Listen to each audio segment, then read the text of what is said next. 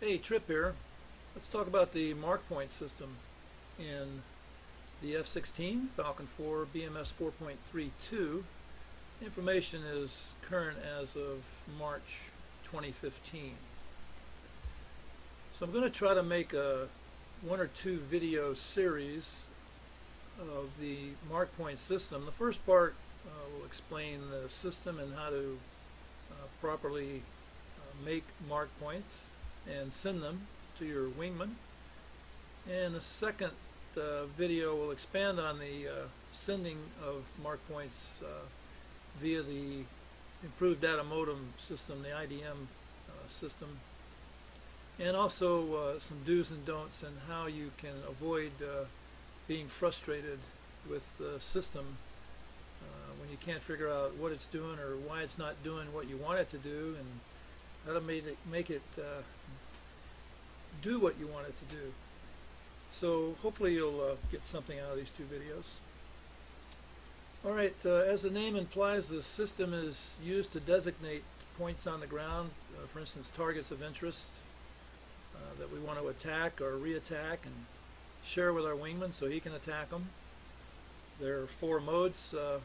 The first is TGP, the second's FCR, and then there's the HUD mode and the Overfly mode.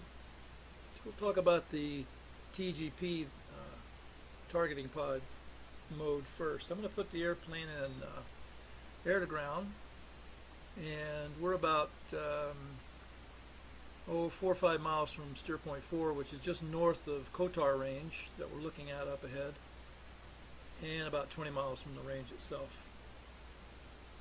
Alright, let me see if I can zoom out on the FCR and locate the Kotar range with the radar.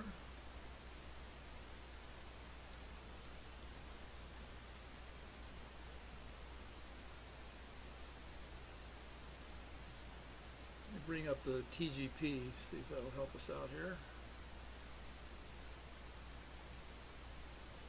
Yes. Alright, I'm going to DMS down and make the TGP the sensor of interest, and then I'm going to TMS forward or up one time. And notice IR area is displayed in the lower center portion of the TGP. I'm going to slew now toward that little radar site that I know is on the northwest end of the Kotar range. And then I'm going to TMS forward again once I have the cursors over it. And now when I bring up the mark point system by hitting ICP button number 7, which is labeled mark, then I notice in the DED that the system defaults to TGP. And it defaulted to TGP of those four modes because the TGP is the active sensor of interest, and I have IR area or IR point displayed in the lower center portion of the screen. You have to have those two conditions met in order for it to automatically default to TGP. Now when I hit TMS up again, it will display for me the latitude and longitude coordinates for that radar site. It gives me the elevation at that site, and it designates the mark point as mark point 26, which is the first mark point that you make. The mark points range from 26 up to 30, so you have 5 mark points that you can make. When you make the 6th mark point, it will overwrite this one and start again at 26. So you'll lose that lat long. If that lat long was important to you, then you might want to mark it down on a piece of paper, label it radar site. So now if you need to later on in a mission, you can manually put in these lat long coordinates and go back and attack that radar site. Alright, so let's see what it's done on the MFD. If I zoom out here a little bit, you'll notice that it has put a small blue X at the radar site on the HSD. So that's a permanent mark on the HSD as a kind of a visual reference. You can see it there just barely at the top for that site that we marked. Now that's all there is to making a mark point. Now if I want to share this mark point with my wingman, then I need to make this mark point 26 my current active steer point. So currently right now I can see that my current steer point is steer point 4. To make mark point 26 my active steer point, the easiest thing to do is hit the ICP 0 button, which is labeled M select. When I do that, you can see that it made 26 my active steer point. Okay. Now, to send this to my wingman, I need to DMS down to make the HSD the sensor of interest, and then when I COM switch right, you'll see a transmit XMT displayed at OBS 6. So now I know that this mark point went out to my wingman. Now he'll receive this as mark point 71. He'll get a voice messaging system alert that says data, and he'll know to look up in the HUD in this section here, and he'll read mark point 71. So to him, this radar site is his steer point 71. So if at any time later he wants to go back and attack this site, he'll pull up steer point 71 as his active steer point, and it'll lead him right to this site. Now, for myself, if later on in the mission I wanted to go back and to attack this site, I would pull up steer point 26 as my active waypoint. So you can see that for me it's 26, for him it's 71, so it wouldn't be proper for lead to say, okay, Wingy, let's pull up steer point 26 and attack that target, because the Wingy, he doesn't have a steer point 26. This radar site is just steer point 71, so it would be more proper for the lead to say, all right, Wingy, let's go attack the radar site that I sent you. So now the Wingy knows to put in 71, I put in 26, and we both go attack that target. And that's all there is to making a mark point and sending it to your wingman. It's really quite simple. We find the target, we lock it. In this case we have IR point or IR area displayed, and we hit the mark button.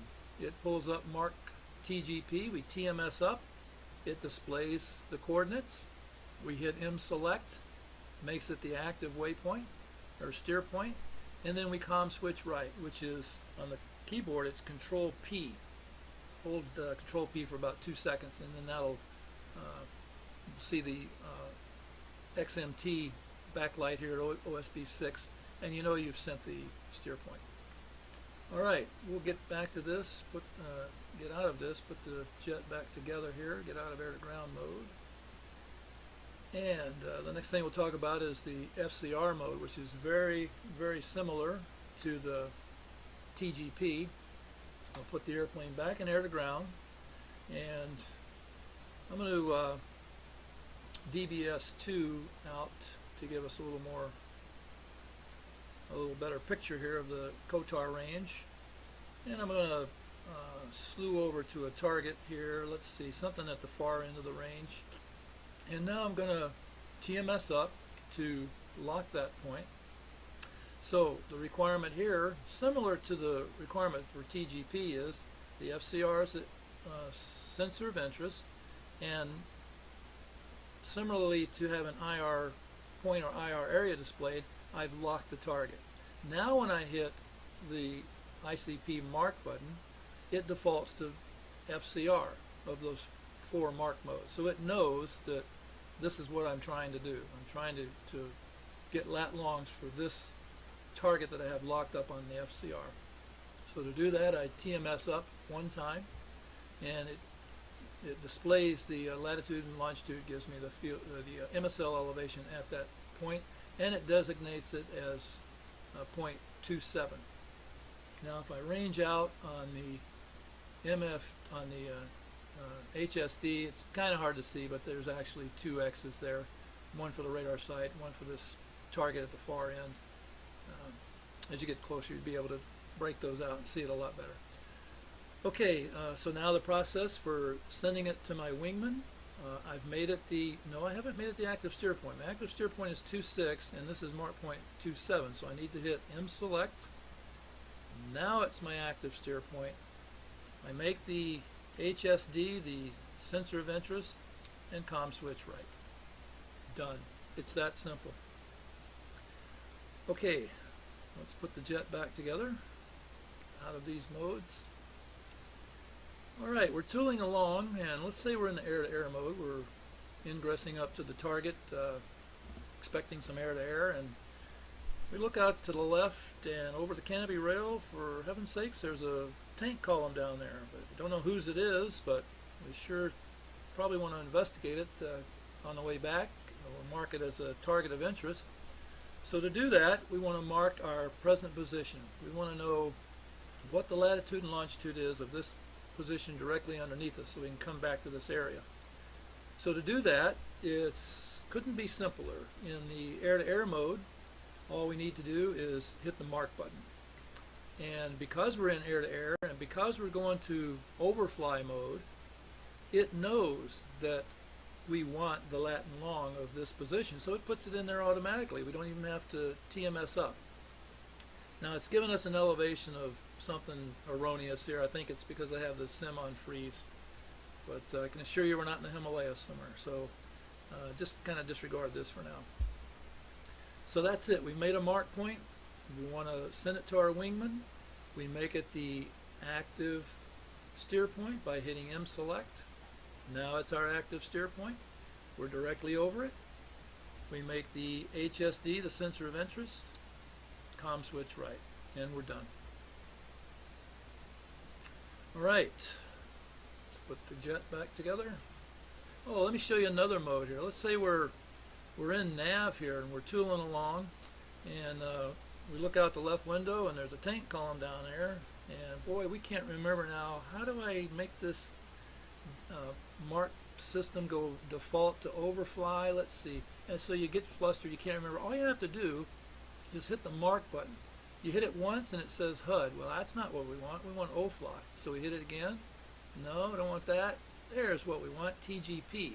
Now the system, it's in the overfly mode, but you haven't marked your position yet because you don't have any lat longs. So TMS up one time, and now you've marked this position. It puts a little X right below our aircraft on the HSD as a reference point, so we can come back to this point later. Now in the second video I'll explain how to distinguish between these little blue X's all over your HSD. They're not labeled in any way, like 1 or 2 or so forth. So I'll explain how to do that later. Alright, so that's TGP, that's FCR, that's the overfly mode, and let's talk about the HUD mode. So I'm going to take the airplane off freeze, and we're flying up to the Kotar range, and we want to go into the HUD mode. We're in nav, so all we have to do is hit mark, and it defaults to the HUD mode. If it doesn't default to the HUD mode, if we're in air-to-air or air-to-ground, just keep clicking mark until it says HUD, and you'll be there. Now you notice it puts a pipper right on top of the flight path marker that we can cursor left, right, up, or down with, and it makes the HUD the sensor of interest as designated by this little asterisk in the upper left-hand corner and Viz in the lower left-hand corner. Alrighty, so we get in closer. We're pretty far out now, but visually, if we were closer, we could see targets on the ground. So let's say we see a target and we TMS up one time, and what that does is it ground stabilizes the pipper for finer movement. Now the next time I TMS up, when I put the pipper over a target, it's going to mark that target with lat longs and give an elevation of the target. And that's all there is to that. Now that mark point 30 is permanently stored in the system. If I wanted to, I could just completely fly away, do whatever I need to do, and come back and attack that point later simply by pulling up mark point 30, and there it is. It's 7 miles. So we turn back to the range, and lo and behold, there's our point on the ground that we made for attack. So that is the HUD mode of the mark point system, and that's all 4 modes. Now, if you got anything out of this, you can like me on Facebook. Nah, I'm just kidding. I don't have a Facebook. I don't want one either. So fly safe and cheers.